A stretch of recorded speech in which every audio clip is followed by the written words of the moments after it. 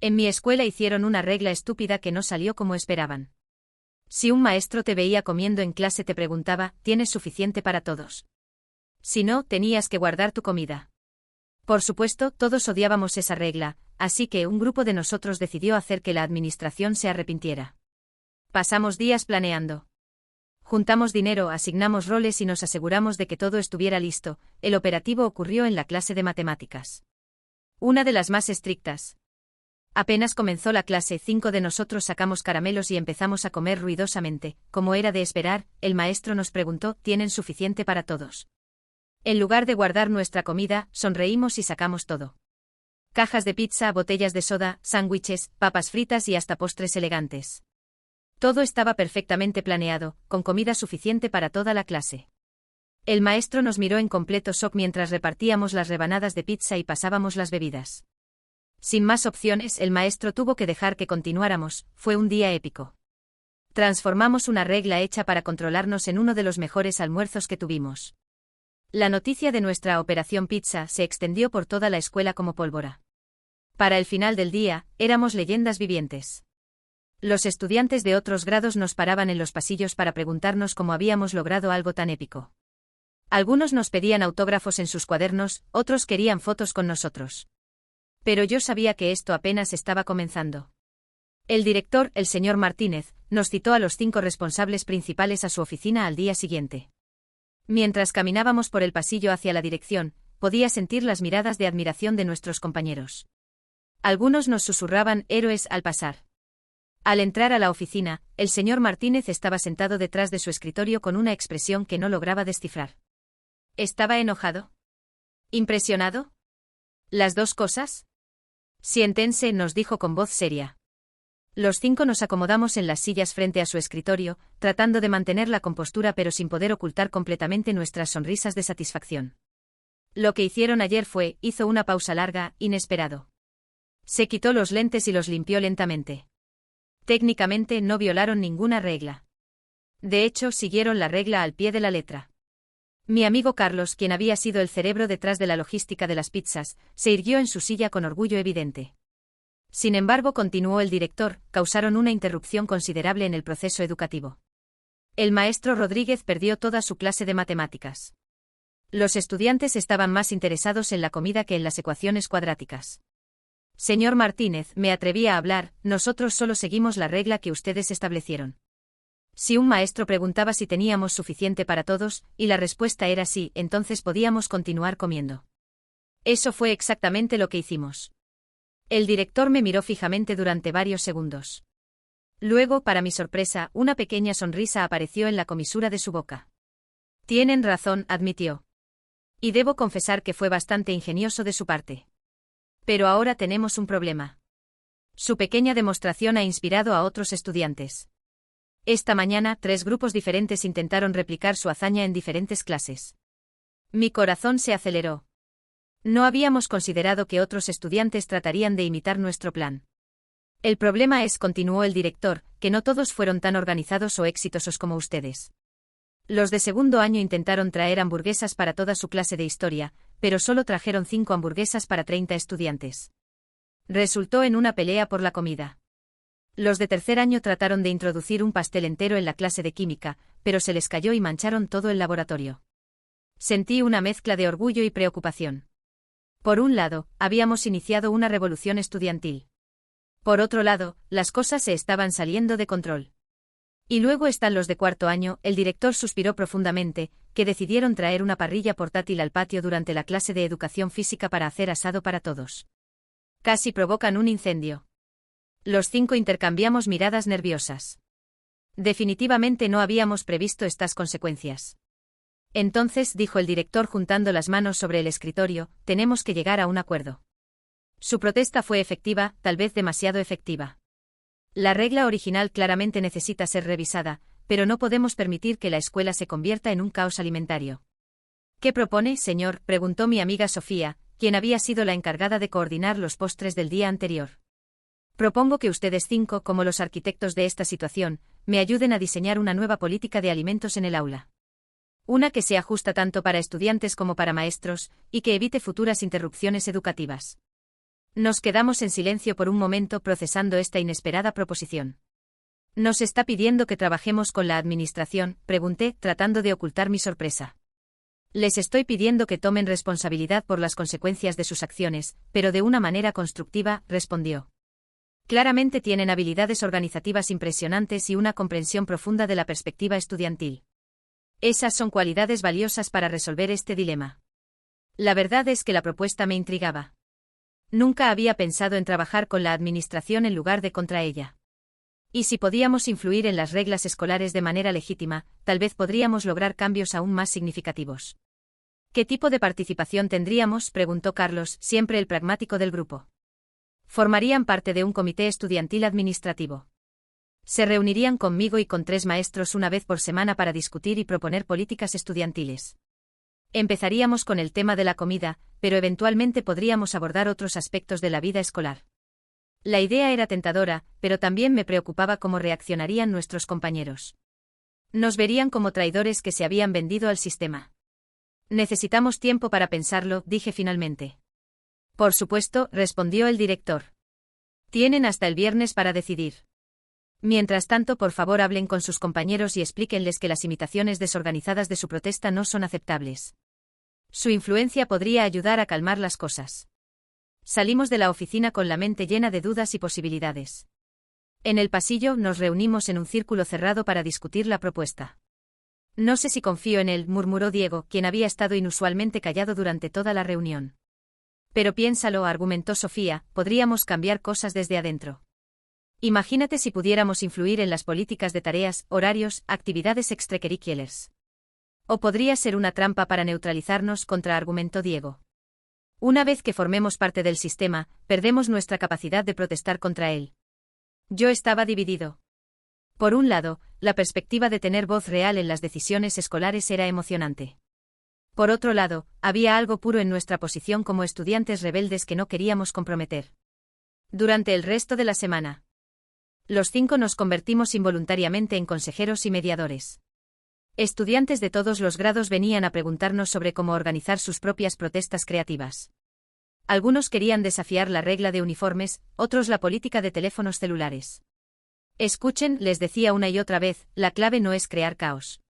Es encontrar una manera inteligente de mostrar por qué una regla no funciona, sin dañar a nadie en el proceso. Pero no todos escuchaban.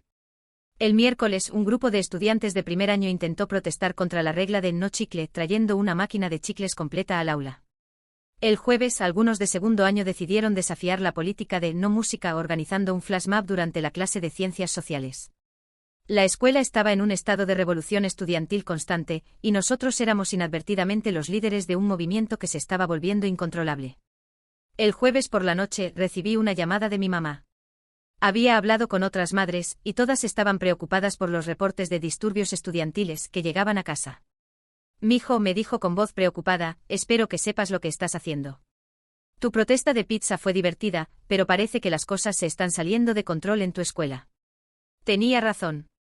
Lo que había comenzado como una travesura inteligente se había convertido en algo mucho más grande y potencialmente problemático. Esa noche llamé a los otros 4 para una conferencia de emergencia. Nos reunimos en mi casa después de cenar. Tenemos que tomar una decisión, dije sin preámbulos. O aceptamos la propuesta del director y tratamos de canalizar todo esto de manera constructiva, o encontramos una forma de detener el caos que hemos creado. ¿Y si hacemos las 2 cosas?, sugirió Sofía pensativamente. ¿Qué tal si aceptamos formar parte del comité, pero solo temporalmente? Podríamos establecer algunas reglas básicas para las futuras protestas estudiantiles, y luego evaluar si la colaboración con la administración realmente funciona. Era una idea intrigante. Un experimento en diplomacia estudiantil. Podríamos establecer un código de protesta estudiantil, añadió Carlos, emocionándose con la idea. Reglas sobre cómo hacer protestas efectivas sin causar problemas de seguridad o interrumpir completamente las clases. ¿Y si el director no respeta nuestras contribuciones o trata de manipularnos?, dijo Diego, finalmente calentándose a la idea, siempre podemos renunciar al comité y volver a la resistencia tradicional. Decidimos que valdría la pena intentarlo. Al día siguiente nos reunimos con el director para aceptar su propuesta, pero con nuestras propias condiciones. Señor Martínez, dije cuando nos sentamos nuevamente en su oficina el viernes por la mañana, hemos decidido aceptar su propuesta, pero con algunas condiciones propias. El director arqueó una ceja, claramente intrigado por nuestro enfoque. Los escucho. Primero, continuó Carlos consultando las notas que habíamos preparado la noche anterior, queremos que este comité tenga poder real de decisión, no solo sea consultivo. Si vamos a invertir nuestro tiempo en esto, necesitamos saber que nuestras recomendaciones serán tomadas en serio. Segundo, agregó Sofía, queremos representación estudiantil de todos los grados, no solo nosotros 5. Cada nivel debería tener al menos un representante en las reuniones. Y tercero, concluí, queremos establecer un código de protesta estudiantil oficial. Un conjunto de pautas que permita a los estudiantes expresar sus desacuerdos de manera creativa pero segura. El director nos miró durante varios segundos, luego sonrió genuinamente por primera vez desde que lo conocíamos. Interesante. Están pensando como verdaderos líderes, dijo. Acepto sus condiciones con una adición, el comité tendrá un periodo de prueba de un semestre. Si funciona bien, lo haremos permanente. Si no, volvemos al sistema anterior. Estrechamos las manos con el director, y así nació el primer comité de política estudiantil en la historia de nuestra escuela. La primera reunión oficial se llevó a cabo el lunes siguiente en la biblioteca. Además de nosotros 5 estaban presentes 2 representantes de cada grado, el director, y 3 maestros, la señora García de Literatura, el profesor López de Ciencias, y el temido maestro Rodríguez de Matemáticas, quien sorprendentemente había pedido participar después de nuestra invasión pizzera. Bien, comenzó el director, empecemos abordando el elefante en la habitación, la política de comida en el aula. La regla original era problemática porque era demasiado inflexible, dije, dirigiéndome a todo el grupo. No consideraba situaciones especiales como estudiantes diabéticos que necesitan comer a horarios específicos, o clases que se extienden durante el almuerzo. Pero tampoco podemos permitir que cada clase se convierta en un picnic, intervino el maestro Rodríguez, aunque su tono era más colaborativo que confrontacional. Una estudiante de segundo año, Mariana, levantó la mano tímidamente. ¿Qué tal si establecemos diferentes reglas para diferentes tipos de comida y situaciones? Explícate, la alentó la señora García. Bueno, continuó Mariana ganando confianza, podrían permitirse snacks silenciosos como barras de granola o frutas durante clases largas, pero comida que requiere masticación ruidosa o que produce olores fuertes estaría prohibida. Y para situaciones médicas, podría haber un sistema de permisos especiales. La idea era brillante en su simplicidad, y vi como varios maestros asentían pensativamente. Y para eventos especiales como celebraciones de cumpleaños o logros académicos, agregó un estudiante de tercer año llamado Roberto, podríamos tener un sistema de preaprobación donde los estudiantes pueden solicitar permiso para traer comida para compartir. Durante las siguientes 2 horas desarrollamos colaborativamente lo que llamamos la política alimentaria inteligente. Era mucho más matizada que la regla original, pero también más justa y práctica. Pero lo más emocionante vino cuando comenzamos a trabajar en el código de protesta estudiantil. La clave, expliqué al grupo, es que las protestas estudiantiles pueden ser herramientas educativas poderosas cuando se hacen correctamente. Nuestro trabajo con las pizzas enseñó más sobre lógica, planificación y consecuencias que muchas clases tradicionales. Entonces, ¿cómo definimos una protesta correcta?, preguntó el profesor López. Debe ser segura, dijo Diego inmediatamente. Sin riesgos para la salud o seguridad de nadie. Debe tener un objetivo claro, añadió Sofía. No solo causar disrupciones por diversión, sino señalar un problema específico y potencialmente ofrecer una solución. Y debe ser respetuosa, contribuyó un estudiante de cuarto año. Podemos desafiar reglas sin faltar el respeto a las personas. Además, intervino Carlos, debería ser educativa. Si una protesta puede enseñar algo sobre creatividad, organización o pensamiento crítico, es más valiosa que una simple travesura. El maestro Rodríguez, quien había sido víctima de nuestra protesta original, se rió suavemente. Debo admitir que aprendí tanto sobre sus habilidades organizativas ese día como en cualquier examen que hayan tomado. Al final de la reunión, habíamos establecido los fundamentos de lo que llamamos el sistema de protesta constructiva. Los estudiantes que quisieran organizar una protesta podrían presentar una propuesta al comité, explicando el problema que querían abordar, su método propuesto, y cómo garantizarían la seguridad y el respeto. Si la propuesta era aprobada, la protesta podría llevarse a cabo con supervisión mínima. Si no, el comité trabajaría con los estudiantes para refinar su idea o encontrar métodos alternativos para abordar sus preocupaciones. La noticia de nuestro nuevo sistema se extendió rápidamente por la escuela, y las reacciones fueron mixtas. Algunos estudiantes nos aplaudieron por haber hackeado el sistema y conseguido poder real. Otros nos criticaron por vendernos a la administración.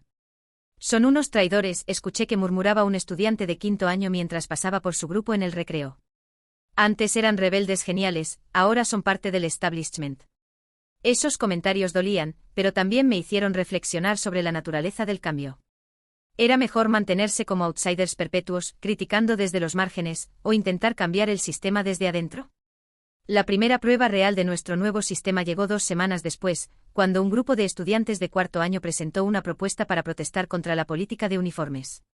Su plan era ingenioso. Durante una semana completa, todos los estudiantes participantes usarían exactamente el mismo outfit del uniforme escolar, mismo color de camisa, mismos zapatos, mismo todo para demostrar cómo la regla de uniformes en realidad limitaba la expresión individual sin cumplir su propósito declarado de promover la igualdad. La propuesta fue bien investigada, respetuosa y claramente articulada. Después de mucho debate, el comité la aprobó con algunas modificaciones menores sobre seguridad. La semana del uniforme idéntico fue un éxito rotundo. Los estudiantes demostraron su punto de manera visual y poderosa, sin causar disrupciones o problemas de disciplina. Al final de la semana, la administración acordó revisar y relajar algunas de las reglas más restrictivas del código de vestimenta. Pero no todas nuestras decisiones fueron populares. Unas semanas más tarde tuvimos que rechazar una propuesta de algunos estudiantes de segundo año que querían protestar contra los exámenes, olvidándose masivamente de presentarse a un examen importante. Su método podría dañar permanentemente sus calificaciones, expliqué al grupo después de que su propuesta fuera rechazada. Y no ofrece ninguna alternativa constructiva al sistema actual de evaluación. Pero ustedes causaron disrupción con su protesta de pizza, argumentó uno de los estudiantes rechazados, claramente frustrado. Sí, admití, pero nuestra disrupción fue temporal y no dañó académicamente a nadie. De hecho, muchos estudiantes dijeron que esa clase fue más memorable y educativa que una clase normal de matemáticas. Era una distinción sutil pero importante y me di cuenta de que estábamos navegando por territorio completamente nuevo. Estábamos tratando de equilibrar la expresión estudiantil con la responsabilidad académica, la creatividad con la seguridad, la rebeldía con el respeto. No todos estaban contentos con nuestro enfoque, pero los resultados hablaban por sí mismos. En los 2 meses siguientes a la formación del comité, habíamos facilitado 6 protestas estudiantiles exitosas, revisado 4 políticas escolares importantes y establecido un canal de comunicación regular entre estudiantes y administración. Pero el verdadero test de nuestro sistema llegó cuando nosotros mismos nos convertimos en el objetivo de una protesta estudiantil. Un viernes por la tarde, mientras organizaba mis notas del comité en mi casillero, encontré una hoja de papel doblada que alguien había deslizado por la ranura. Al abrirla, mi estómago se hundió. Era una propuesta formal de protesta, dirigida al Comité de Política Estudiantil. Pero esta vez nosotros 5 éramos el objetivo. Propuesta de protesta, Operación Democracia Real, decía el encabezado. Objetivo, demostrar que el Comité de Política Estudiantil se ha convertido en una oligarquía estudiantil que no representa verdaderamente los intereses del cuerpo estudiantil. Mi corazón se aceleró mientras leía el resto. Un grupo de estudiantes liderado por un chico de quinto año llamado Alejandro Vega, argumentaba que nosotros 5 habíamos acumulado demasiado poder y que nuestras decisiones favorecían sistemáticamente a ciertos grupos sobre otros. Los fundadores del comité, continuaba la propuesta, han creado un sistema donde ellos mismos son jueces de qué protestas son aceptables, efectivamente censurando voces estudiantiles que no se alinean con su visión particular de cambio constructivo. La propuesta era meticulosamente detallada. Habían documentado cada una de nuestras decisiones, señalando patrones que, admito, no habíamos notado. La mayoría de las protestas aprobadas venían de estudiantes de grados superiores. Habíamos rechazado más propuestas de estudiantes de primero y segundo año. Y efectivamente nuestras definiciones de constructivo y respetuoso reflejaban nuestros propios valores y experiencias. Su método de protesta propuesto era ingeniosamente incómodo. Durante una semana, seguirían al pie de la letra todas las reglas y procedimientos que habíamos establecido, pero lo harían de manera tan exagerada y burocrática que demostrarían lo absurdo del sistema que habíamos creado. Cada interacción con la administración sería documentada y presentada en formularios oficiales.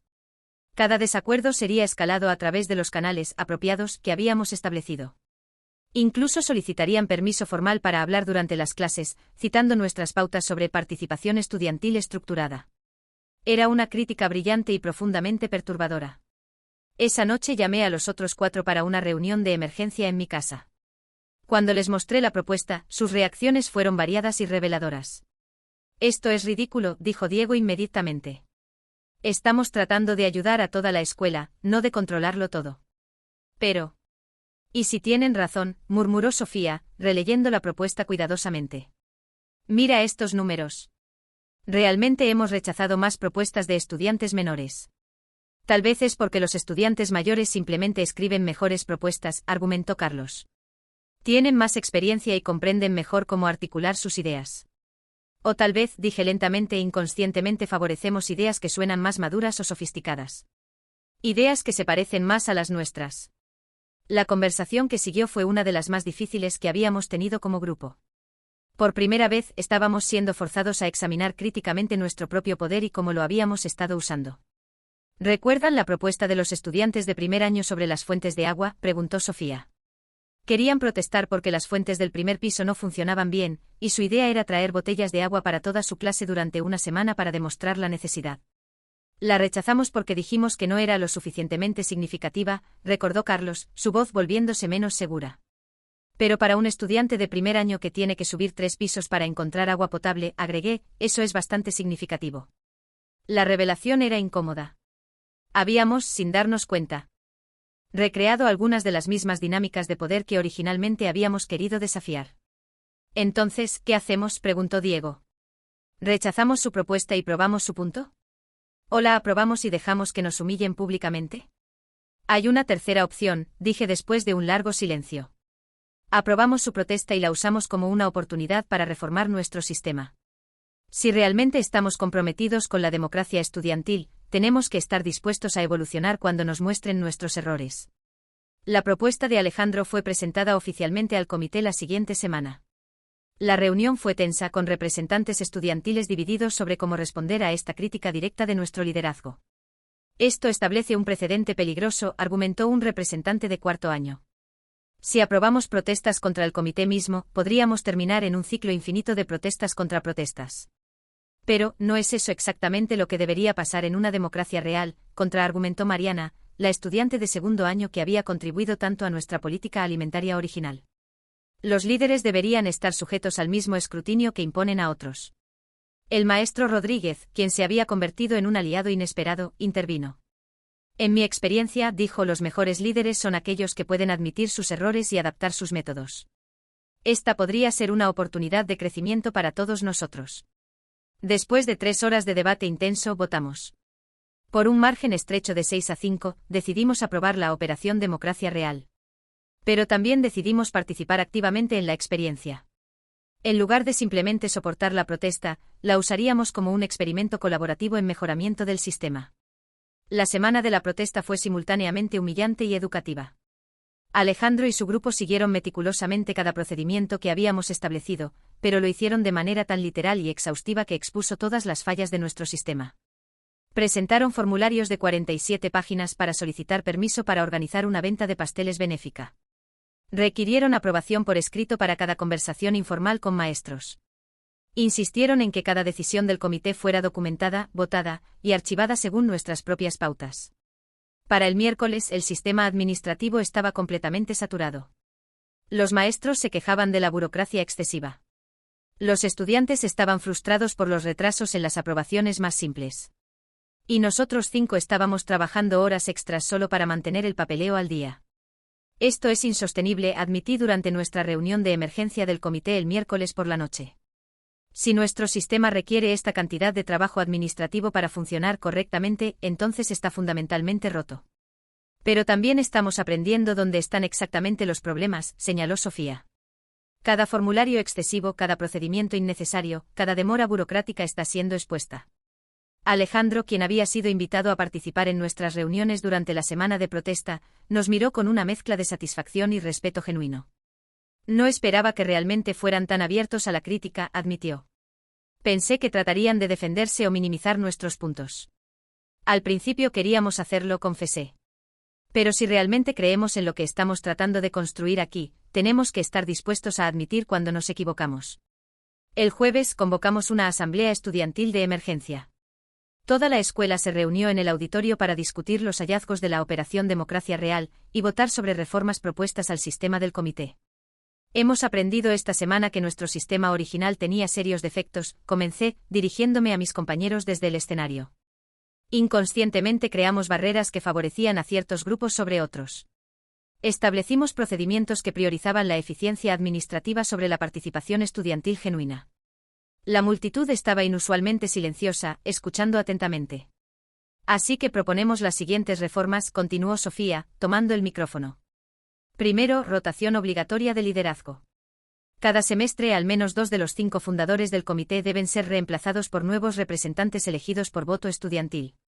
Un murmullo de aprobación se extendió por el auditorio. Segundo, agregó Carlos, establecimiento de cuotas de representación por grado. Al menos el 40% de las propuestas aprobadas cada mes deben venir de estudiantes de primero, segundo y tercer año. Tercero, continuó Diego, simplificación radical de procedimientos. Las propuestas de protesta no deberían requerir más de 2 páginas, y las decisiones deben tomarse dentro de una semana de presentación. Y cuarto, concluí, establecimiento de un consejo de supervisión estudiantil independiente, elegido por sorteo como un jurado, que puede revisar y anular decisiones del comité por mayoría de 2/3. Las reformas fueron sometidas a votación inmediata. Pasaron por márgenes abrumadores, con más del 80% de apoyo estudiantil. Pero la reforma más significativa vino de una fuente inesperada.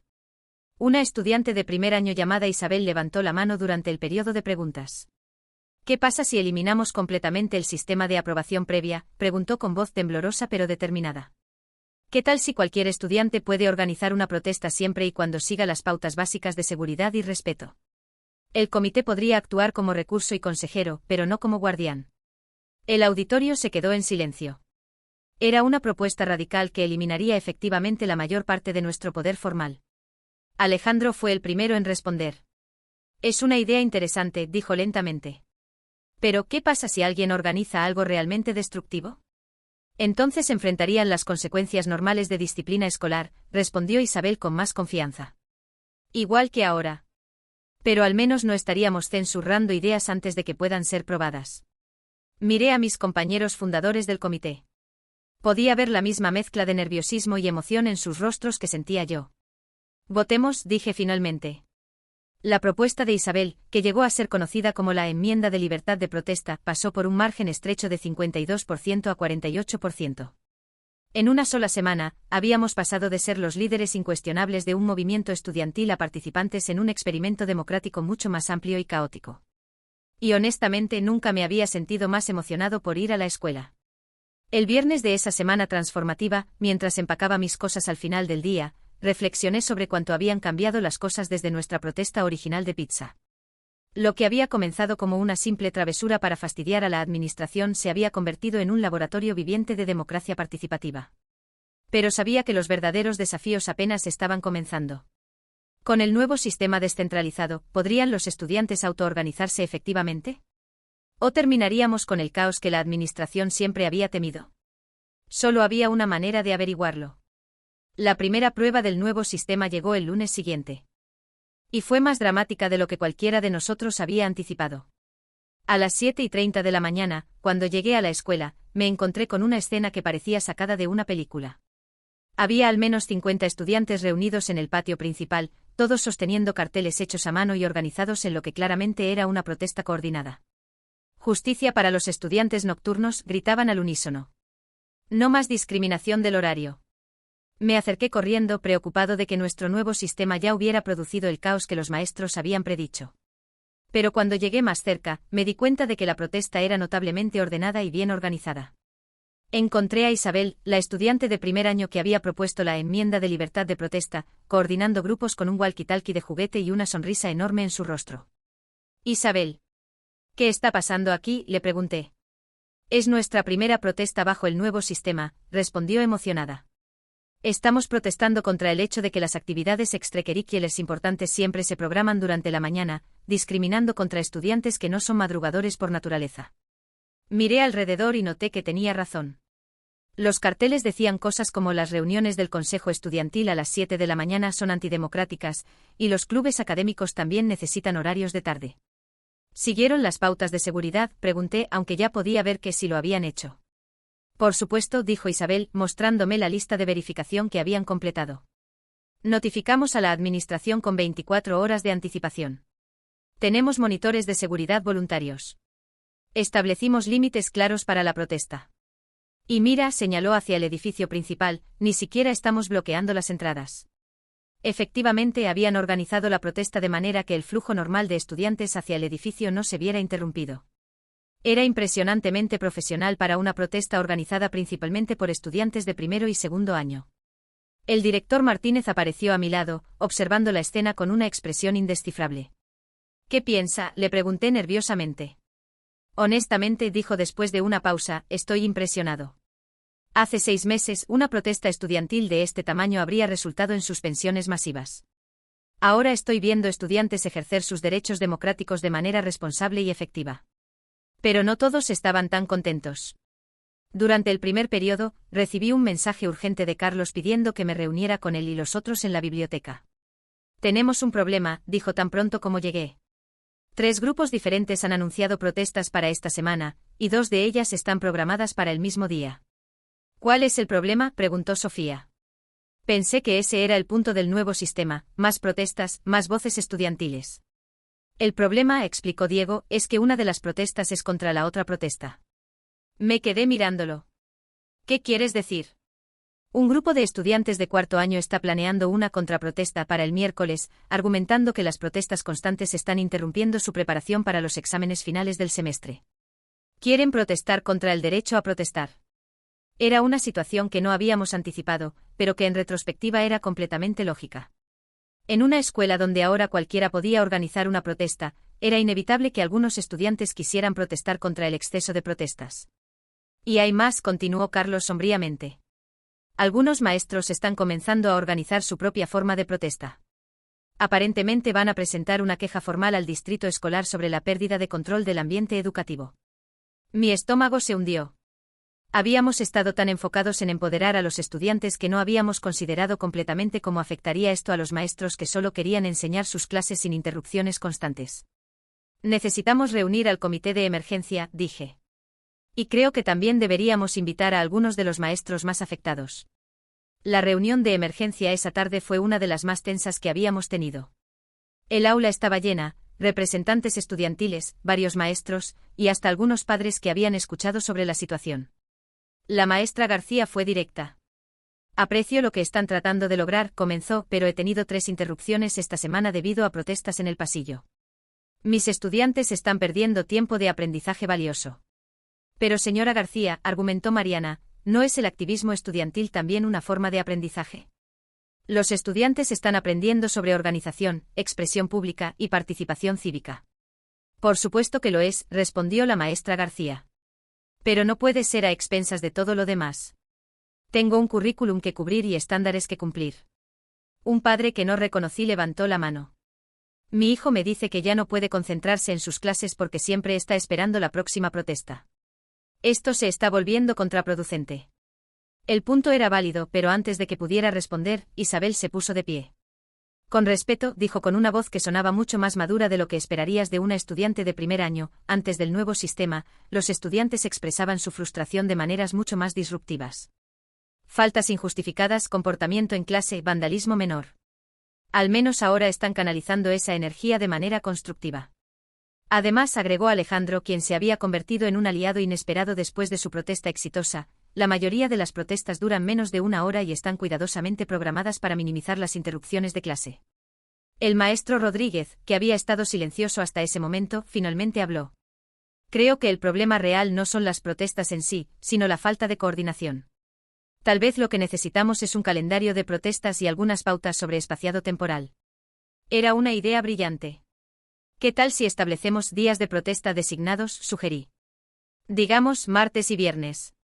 Las protestas solo pueden ocurrir en esos días, y tiene que haber al menos 48 horas entre protestas del mismo tipo. Y podríamos requerir que los organizadores de protestas se coordinen entre sí, añadió Sofía. Si hay conflictos de programación o temas superpuestos, tienen que resolverlos antes de proceder. También podríamos establecer zonas libres de protesta, sugirió Carlos. Ciertas áreas y horarios donde las protestas están prohibidas para preservar el ambiente de aprendizaje. Después de 2 horas de negociación intensa, surgió lo que llamamos el Acuerdo de Coexistencia Escolar. Era un conjunto de pautas que buscaba equilibrar el derecho estudiantil a la protesta con las necesidades educativas de toda la comunidad escolar. Las reglas principales eran: máximo 2 protestas por semana, solo en martes y viernes. No hay protestas durante exámenes finales o presentaciones importantes. Todas las protestas deben registrarse en un calendario público con al menos 72 horas de anticipación.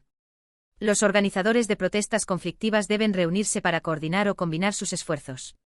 Ciertas áreas, biblioteca, laboratorios de ciencias, oficina del director, son zonas libres de protesta. Las protestas no pueden durar más de 2 horas. Los estudiantes que participen en protestas durante horario de clase deben compensar cualquier trabajo perdido.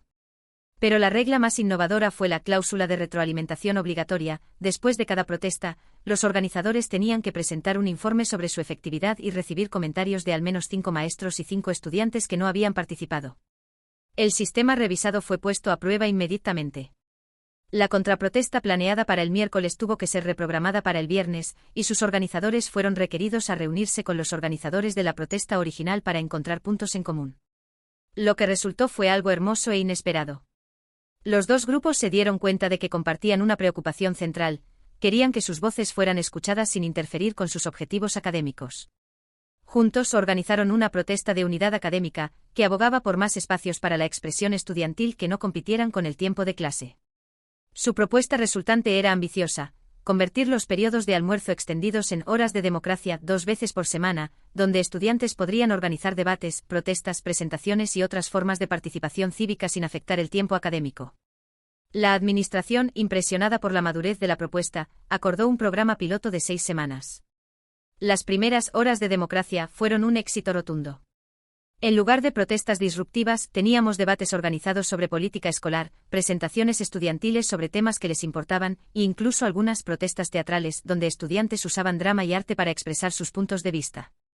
Una tarde de viernes, mientras observaba a un grupo de estudiantes de segundo año presentar una obra de teatro satírica sobre la burocracia escolar, me di cuenta de que habíamos logrado algo que inicialmente pensé era imposible. Habíamos creado un espacio donde la rebeldía estudiantil y la educación formal no solo coexistían, sino que se reforzaban mutuamente.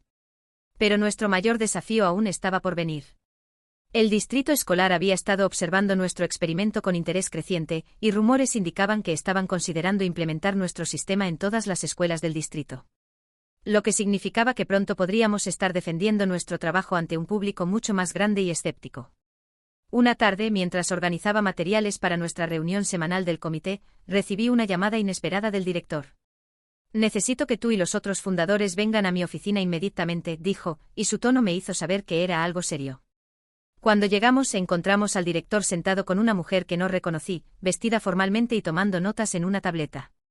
«Estudiantes», comenzó el director, «me gustaría presentarles a la doctora Patricia Vázquez, superintendente asistente de innovación educativa del distrito. Ha venido a evaluar nuestro programa de democracia estudiantil». La doctora Vázquez nos sonrió, pero era el tipo de sonrisa que usan los adultos cuando están siendo profesionalmente corteses. «He estado siguiendo de cerca los desarrollos en su escuela», dijo. «Y debo decir que ha generado considerable interés en las oficinas del distrito».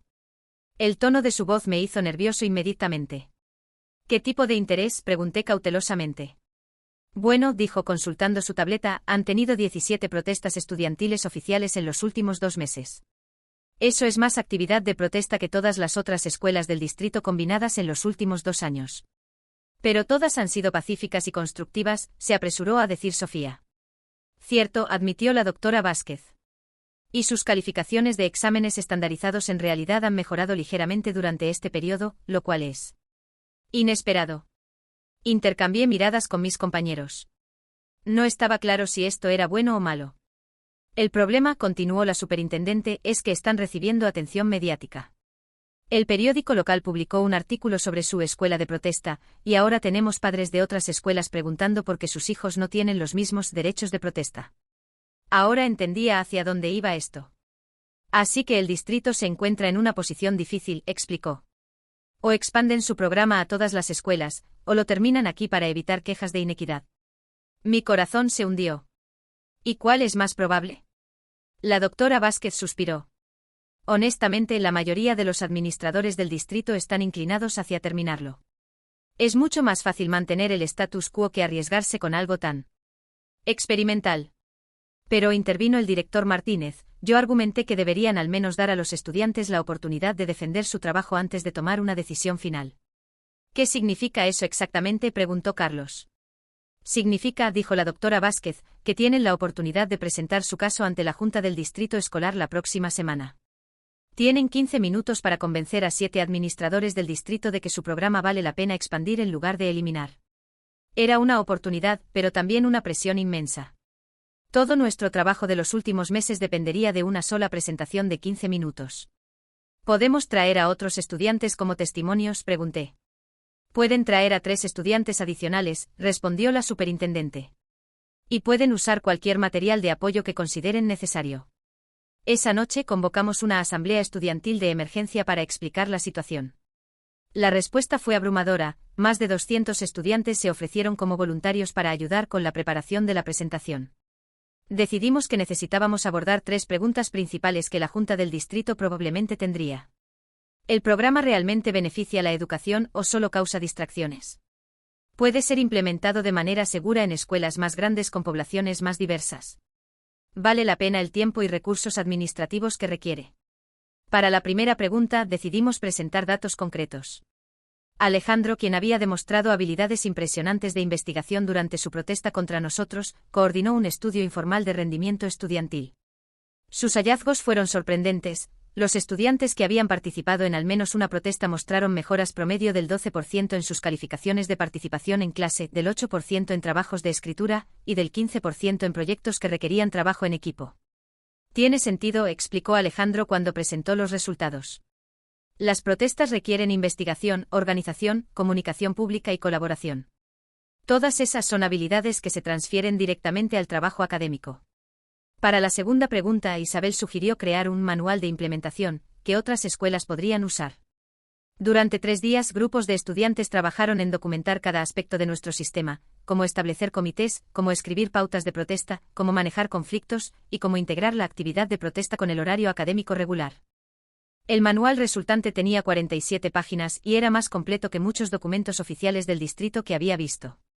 Para la tercera pregunta decidimos hacer algo audaz, invitar a la doctora Vázquez a observar una de nuestras horas de democracia antes de la presentación final. El día de su visita, los estudiantes se superaron a sí mismos.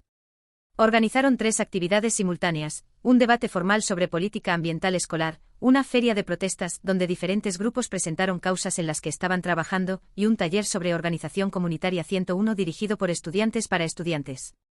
Vi a la doctora Vázquez tomando notas constantemente y ocasionalmente levantando las cejas con lo que esperaba fuera sorpresa positiva. Después de la hora, se acercó a nuestro grupo. Eso fue educativo, dijo cuidadosamente. No había visto estudiantes tan comprometidos cívicamente desde mis propios días universitarios. ¿Es eso bueno o malo para nuestras posibilidades?, preguntó Diego directamente. La doctora Vázquez se rió por primera vez desde que la conocimos. Eso depende de si pueden convencer a la Junta de que otros estudiantes en otras escuelas pueden manejar este nivel de responsabilidad. Era un desafío justo.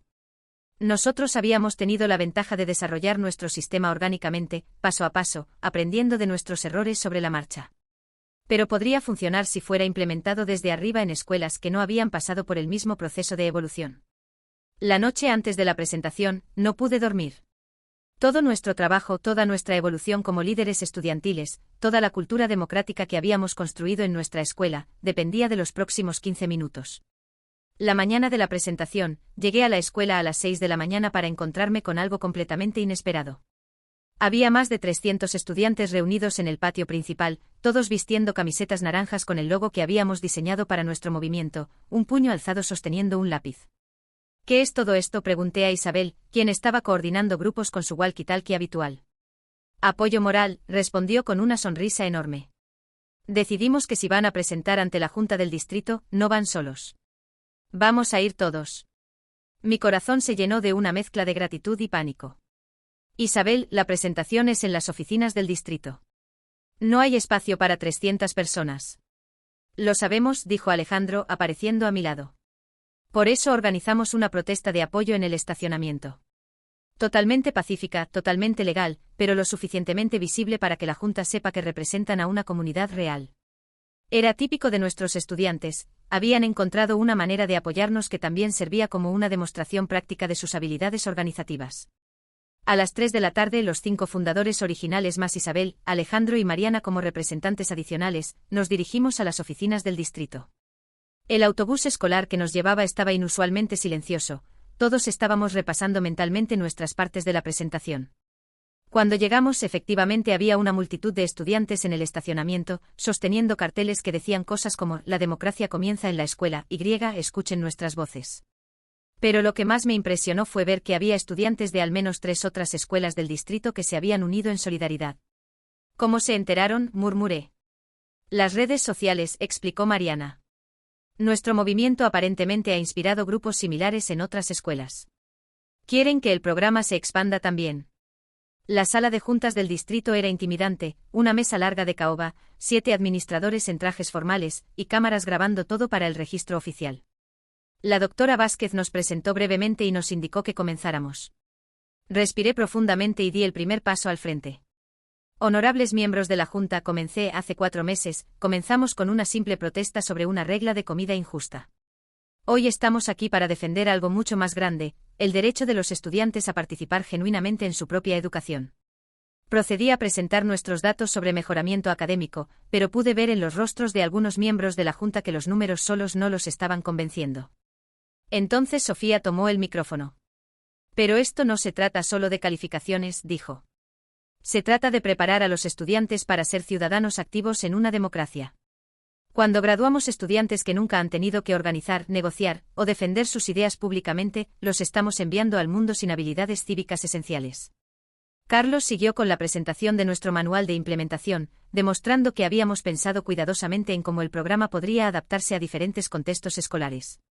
Pero fue cuando Diego presentó nuestros testimonios que realmente sentí que estábamos conectando con la audiencia. La estudiante que tienen ante ustedes, dijo, señalando a Isabel, comenzó el año como una estudiante tímida de primer año que apenas hablaba en clase. Ahora ha organizado 3 protestas exitosas y está dirigiendo un taller de liderazgo para otros estudiantes menores. ¿No es eso exactamente el tipo de crecimiento personal que la educación debería fomentar? Luego llegó el momento que habíamos estado temiendo, las preguntas de la Junta. El primer miembro de la Junta, un hombre mayor con gafas gruesas, fue directo al grano. ¿Cómo pueden garantizar que este programa no será abusado por estudiantes con agenda políticas extremas o ideas destructivas? Alejandro se puso de pie para responder. Con respeto, señor, esa es exactamente la pregunta equivocada. La pregunta correcta es, ¿cómo enseñamos a los estudiantes a evaluar críticamente ideas extremas en lugar de simplemente prohibirlas? Nuestro sistema no previene el pensamiento radical, lo canaliza hacia métodos constructivos de expresión donde puede ser debatido y refinado. Una mujer en el extremo de la mesa levantó la mano. Los maestros de otras escuelas han expresado preocupación de que esto creará una carga administrativa excesiva. ¿Cómo responden a eso? Isabel, con la confianza que había desarrollado durante meses de liderazgo, respondió sin vacilar. Nuestro sistema en realidad reduce la carga administrativa a largo plazo. Antes los maestros tenían que lidiar con comportamientos disruptivos impredecibles. Ahora, la expresión estudiantil está canalizada en actividades organizadas y predecibles. Los maestros saben cuándo esperar protestas y pueden planificar en consecuencia. Pero entonces vino la pregunta que habíamos estado temiendo más. ¿No temen que al dar a los estudiantes tanto poder, estén creando expectativas irreales sobre su capacidad de cambiar sistemas más grandes una vez que se gradúen?, preguntó un hombre que había estado tomando notas constantemente. Hubo un momento de silencio. Era una pregunta profunda que tocaba el corazón de nuestro trabajo. Mariana se levantó lentamente. Señor, dijo con una voz clara y firme, ¿no es esa exactamente la actitud que está mal con nuestro sistema político actual? Adultos que crecieron creyendo que no pueden cambiar nada, así que ni siquiera lo intentan. Nosotros estamos criando a una generación que cree que sus voces importan y que tienen las habilidades para hacer que el cambio suceda. ¿No es eso exactamente lo que necesita nuestra sociedad? El silencio que siguió fue diferente. Pude ver que algunos miembros de la Junta estaban realmente considerando sus palabras. Entonces, inesperadamente, la puerta de la sala se abrió. El director Martínez entró con una expresión urgente. Disculpen la interrupción, dijo, pero creo que necesitan ver esto. Encendió la pantalla de proyección y mostró una transmisión de noticias locales. El reportero estaba de pie frente a nuestro distrito escolar, con la multitud de estudiantes protestando pacíficamente en el fondo. Lo que comenzó como una protesta local de estudiantes sobre política escolar se ha convertido en un movimiento regional. Estudiantes de 6 distritos escolares diferentes se han reunido aquí hoy para abogar por mayor participación democrática en la educación. Los organizadores dicen que están inspirados por un programa piloto que ha transformado la cultura estudiantil en una escuela local. La cámara se enfocó en un estudiante que no reconocí, aparentemente de otra escuela. No queremos causar problemas, estaba diciendo. Solo queremos la misma oportunidad que tienen los estudiantes aquí, de tener voz real en nuestra educación, de aprender democracia practicándola, no solo leyendo sobre ella. El director Martínez apagó la proyección. Esto comenzó hace una hora, explicó. Los medios locales lo están cubriendo como una historia principal. Los miembros de la Junta intercambiaron miradas tensas. Claramente esto había escalado más allá de lo que habían anticipado. La presidenta de la Junta, una mujer que había estado silenciosa durante toda nuestra presentación, finalmente habló. Esto cambia las cosas considerablemente, dijo. Ya no estamos hablando de si implementar este programa, estamos hablando de cómo responder a una demanda pública para implementarlo. Sentí una mezcla de emoción y ansiedad. Habíamos ganado atención, pero ¿era el tipo de atención que queríamos? Necesitamos un receso de 15 minutos para deliberar, anunció la presidenta. Mientras esperábamos en el pasillo, podíamos escuchar el murmullo de voces elevadas de la sala de juntas. No todas sonaban complacidas. ¿Creen que metimos la pata?, preguntó Diego nerviosamente. No lo creo, respondió Alejandro. Pero definitivamente cambiaron las reglas del juego. Cuando nos llamaron de vuelta, la atmósfera en la sala había cambiado. Los miembros de la Junta parecían más serios, pero también más decididos. La presidenta se dirigió a nosotros directamente. Han presentado un caso convincente, comenzó, y los eventos de esta tarde han demostrado que su trabajo ha inspirado un movimiento mucho más amplio del que inicialmente entendíamos. Hizo una pausa, mirando a cada uno de nosotros. Por lo tanto, la Junta ha decidido implementar un programa piloto de democracia estudiantil en 3 escuelas adicionales el próximo semestre, con la posibilidad de expansión total si los resultados son positivos. Mi corazón saltó, pero ella no había terminado. Sin embargo, continuó, con esta expansión viene responsabilidad adicional. Ustedes 5, como arquitectos originales de este sistema, serán requeridos a servir como consultores para las escuelas participantes. Esto significa entrenar a otros estudiantes y administradores, desarrollar materiales de capacitación y monitorear la implementación. Era más de lo que habíamos pedido, pero también mucho más trabajo del que habíamos anticipado.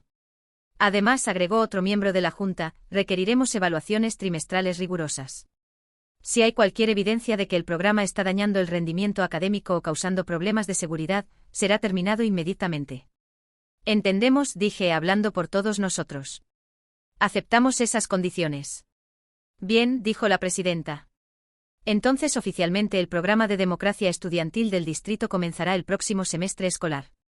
Cuando salimos de la sala de juntas, fuimos recibidos por gritos de celebración de la multitud de estudiantes que había estado esperando afuera. Pero mientras abrazaba a mis compañeros y sonreía para las cámaras de noticias, una parte de mí se sentía abrumada por la magnitud de lo que acabábamos de aceptar. Durante las siguientes semanas, nuestra vida cambió dramáticamente. Fuimos invitados a hablar en conferencias educativas, periodistas de diarios nacionales vinieron a observar nuestro programa, y universidades comenzaron a contactarnos sobre becas de liderazgo. Pero el trabajo real estaba apenas comenzando. Cada tarde después de clases, nos reuníamos con equipos de las nuevas escuelas piloto, ayudándoles a adaptar nuestro sistema a sus contextos únicos. Fue durante una de estas sesiones de entrenamiento que me di cuenta de algo importante: nosotros ya no éramos los rebeldes estudiantes que habían comenzado con una protesta de pizza. Nos habíamos convertido en parte del sistema educativo oficial, consultores pagados por el distrito, defensores reconocidos de un programa oficial. Era exactamente lo que algunos de nuestros críticos originales habían predicho: nos habíamos vendido al establishment. Pero también era algo más. Habíamos demostrado que era posible cambiar el sistema desde adentro, que la rebeldía inteligente podía evolucionar hacia liderazgo constructivo sin perder su esencia. La verdadera prueba vino 3 meses después, cuando las nuevas escuelas piloto organizaron sus primeras protestas oficiales.